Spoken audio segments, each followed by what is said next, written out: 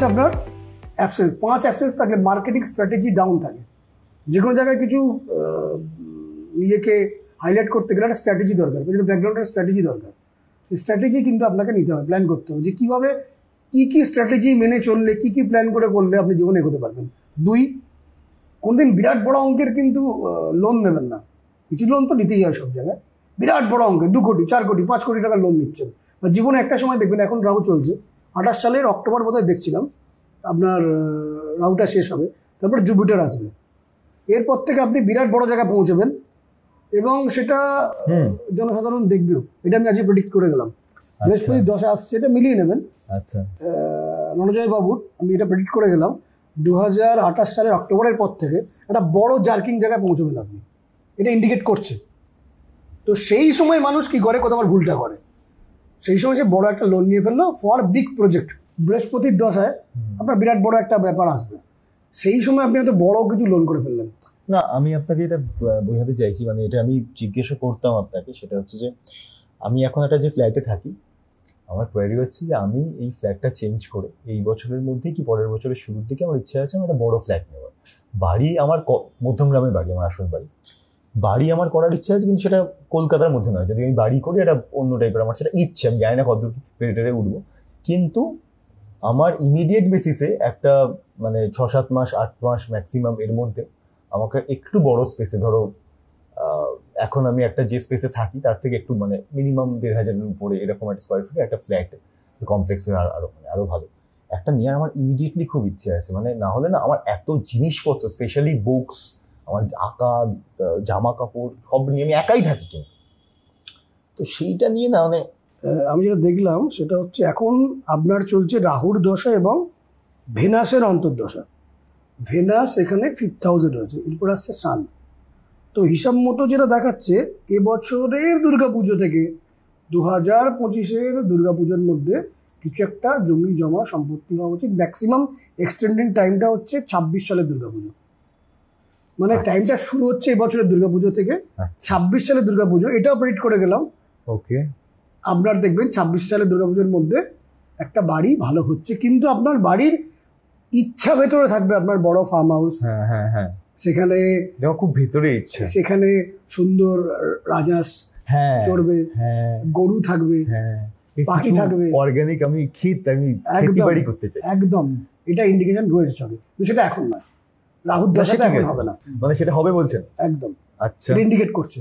এবার কোথায় কোথায় প্রবলেম আছে সবগুলো সেটা আগে বলতে হবে। মানে কোনো কিছু হওয়ানোর জন্য যেমন চকে কানেকশন থাকে, তেমনি সেগুলোকে না হওয়ার জন্য কানেকশনও থাকে। মানে ক্যামেরা যেমন চলছে, সমস্ত রয়েছে, ব্যাটারিটাকে খুলে নেওয়া হলো, ব্যাটারি খুলে নিলে ক্যামেরাটা চলবে না। তো হরস্কোপের মধ্যে হওয়ার জায়গা থাকে বা সেগুলোকে না হওয়ার জন্য কিছু প্ল্যানেটস থাকে।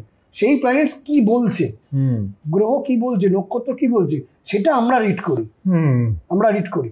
এবার বলি, এখানে যে দেখাচ্ছে এটা যে লোন ব্যাপারটা পাওয়া গেল, 5 সংখ্যাটা না থাকা, ওইটাই আপনার কি মানে এটার জন্য তো আপনি যে বললেন না এত টাকা লোন বেশি নেবো না, তো আমাকে ওই ফ্ল্যাট কিনতে গেলে তো মিনিমাম কত টাকা? আমার হিসাব বলছে মিনিমাম 1.5 কোটির কাছাকাছি। 1.5 কোটি এতখানি বড় না কেনাই উচিত, কারণ রাহু ইজ রানিং। নিলে 70 লাখ 80 লাখ 1 কোটি ম্যাক্সিমাম। হ্যাঁ, এর মধ্যে, কারণ রাহুর দশা চলাকালীন এটা না করাটাই উচিত। কারণ বাড়ি কেনার পরে তখন কিন্তু বিপত্তি আসতে পারে। 70 লাখ 80 লাখ 1 কোটি। বৃহস্পতির যখন দশায় আসবে তখন 6 কোটি, নো প্রবলেম। বৃহস্পতি তো 28 সালের অক্টোবর পরে আসছে, তখন নো প্রবলেম। কিন্তু আপনি যে বলছেন যে এর মধ্যে আমার একটা বাড়ি হয়ে যাবে, কিন্তু আপনার চয়েসটা 1.5 কোটি রাখেন। তারপর জিএসটি, তারপরে পেমেন্ট, সেটা ইএমআই করে কি আকার ধারণ করবে, সেটা রাহুর দশাতে না করাটাই ভালো। একটা প্রেশার এক্সট্রা পড়বে। রাহু এমনি স্ট্রেস দেয়, ভাবুন এই রাহুর দশা আপনি স্ট্রেস পাননি 2019-20 থেকে? রাহু এমনি স্ট্রেস দেয়, রাহু প্রচুর ঝঞ্ঝাট দেয়। কেন ঝঞ্ঝাট দেয়? কারণ রাহু করে কি, একটা রাহুর কাজই হচ্ছে যে universe teach you in a bad manner. অনেক সময় মানুষ ভালো কিছু শেখে, লোকে দেখে শেখে, ঠেকে শেখে, বুঝে শেখে। আপনি যেটা ঘটবে সেটা হচ্ছে আপনাকে ছুঁচের মতন ফুটিয়ে ফুটিয়ে শেখাবে রাহু। কারণ তারপর তো জুপিটার আসছে, তখন তো dust will turn into gold, তখন তো ধুলোটা সোনা হবে। তার জন্য আপনাকে শক্ত করবে তো প্ল্যানেটসগুলো, রাহুতেই শক্তগুলো করছে। আচ্ছা, এবার বলি আপনার ডেট অফ বার্থের মধ্যে দেখলাম 7 নেই। স্বাদ না থাকলে যেটা হয় সেটা হচ্ছে বুদ্ধি প্রচুর, জ্ঞান প্রচুর, ইনফরমেশান প্রচুর, প্রচুর বিভিন্ন জায়গায় নোট করা আছে খাতায়, বিভিন্ন কোথায় কত কি নোট করেছেন, কোনখানে কি শুনে নোট করেছেন, কোথায় কি দেখে নোট করেছেন, কোন বই থেকে কি নোট করেছেন, সেটা অগুন্তি। হ্যাঁ, ফলে ইনফরমেশন স্টোরড আছে, কিন্তু সেটা নিজের কাজের জন্য নয়, অন্যকে দেওয়ার জন্য। এটা স্বাদ না থাকলে হয়, মানে অন্য কাউকে আপনি খুব ভালো গাইড করতে পারবেন, কিন্তু সেই গাইডের করার জায়গাটা নিজের যখন প্রয়োজন পড়বে তুমি ভুলে যাবেন, পরে মনে করবেন কেন হয় স্বাদের জন্য। স্বাদ না থাকলে এটা করবে। যাদের ডেট অফ বার্থের মধ্যে কোনো স্বাদ নেই, আপনার ডেট অফ বার্থের মধ্যে কোনো স্বাদ নেই, তাদের ঘটনা ঘটবে। এবার কী করবেন সেটা আমি বলবো পরে। নেক্সট হচ্ছে চ্যালেঞ্জিং হয় স্বাদ না থাকলে, জীবনটা অনেকখানি চ্যালেঞ্জিং হয়। এটা হওয়া ভালো, 2 দিন ভালো তো 5 দিন খারাপ, এটা চলে। 5 দিন খারাপ মানে খারাপ মানে in sense of struggle and challenge, এবং সব কাজে দেরি হয়ে যাওয়া, সমস্ত কাজে দেরি হয়ে যায়। বললাম না, যেটা 12 বছর পর ধরে সেটা 20 বছরে। বা ধরুন আপনি কোনো জিনিস ভাববেন আজকে রাত্রি 9টার মধ্যে কাজটা আমি করে দেবো, তো ঠিকঠাক ম্যানেজ করে দেবো, 9টার মধ্যে আপনি করলেন, পেন্ডিং হয়ে গেল 1 সপ্তাহ মধ্যে কাজটা পুরোপুরি হলো। এই ঘটনাটা বারবার স্বাদ না থাকলে হয়। এবার নেক্সট হচ্ছে আপনার মধ্যে এগুলো থেকে কোনো উপায় আছে? ঠিক বলছি, উপায় দিয়ে তো পুরো 100% চেঞ্জ হয় না, উপায় দিয়ে 40-50% তো এই অ্যাটিটিউডগুলো চেঞ্জ হয়। উপায় দিয়ে মেন হয় যেটা আপনার কেরিয়ারে, লাক্সারি, আনন্দ, বৈভব, ওয়েলথ, প্রপার্টি, রেপুটেশন, এগুলো মারাত্মকভাবে চেঞ্জ হয় যদি পুরোপুরি আপনি কিছু প্র্যাকটিস করতে পারেন। কিছু প্র্যাকটিস আমি এখানে বলবো, কিছু প্র্যাকটিস আমি অফ দ্য ক্যামেরা বলবো। সমস্ত প্র্যাকটিস আমি এখানে ওপেন করবো না। ঠিক আছে। এটা যেটা ঘটে সেটা হচ্ছে আপনার মধ্যে অ্যাংজাইটি আসবে, এবং আপনি স্বাদ না থাকলে অনেকের প্রতি ডিপেন্ডেন্ট হয়ে পড়বেন। কিন্তু আলটিমেটলি দেখলেন আপনি সেই কাজগুলো করছেন, আপনি আলটিমেটলি সব কাজ করতে পারেন, কিন্তু আপনি অন্যের উপর ডিপেন্ডেন্ট হয়ে পড়ছেন, যে কারণে ফিল করবেন যদি ও আমার জীবন থেকে চলে যায়, যদি, মানে সেটা দেখবে স্টাফও হতে পারে, কোনো বাড়ির যিনি রান্না করছেন তিনিও হতে পারেন, যদি চলে যায় তাহলে কী হবে, যদি ও বেরিয়ে যায় তাহলে কী হবে। আরে আপনি পরে করছেন সেটা, নতুন করে আবার সৃষ্টি করছেন, প্রতিটা দিন নতুন নতুন করে তৈরি করছেন, জিগজ্যাগ হয়েতে, মানে নতুন নতুন করে সম্পর্ক তৈরি করবেন স্টাফেদের সাথে, বাড়ির কাজের লোকের যিনি থাকেন হেল্পিং যারা, ইভেন যিনি রান্না করেন, সব জায়গায় বন্ধু বান্ধব, নতুন করে তৈরি করলেন, ক্র্যাশ করলো, আপনি আবার তৈরি করলেন, কিন্তু প্রতি মুহূর্তে মনে হবে যদি চলে যায় তাহলে কী হবে। নো, ভাবা যাবেই না, কারণ আপনার মধ্যে অফুরন্ত ক্ষমতা আছে, বৃহস্পতির জাতক আপনি, দেবগুরু বৃহস্পতির জাতক আপনি, তো 7টা না থাকলে ঘটনাটা ঘটায়। এবার নেক্সট চলে আসি, এটা আপনার হরস্কোপের মধ্যে দেখলাম যে বৃহস্পতি চন্দ্র শুক্রের একটা খুব গুড কম্বিনেশন। এই গুড কম্বিনেশন যেটা করে সেটা হচ্ছে লিডারশিপ দেয়। দ্বিতীয় হচ্ছে এরা জেনারেলি বৃহস্পতি চন্দ্র শুক্র 5th হাউসে রয়েছে। 5th হাউস হচ্ছে আমাদের পূর্বজন্ম, মানে পাস্ট লাইফ। 5th হাউস হচ্ছে আমার নিজেকে আমি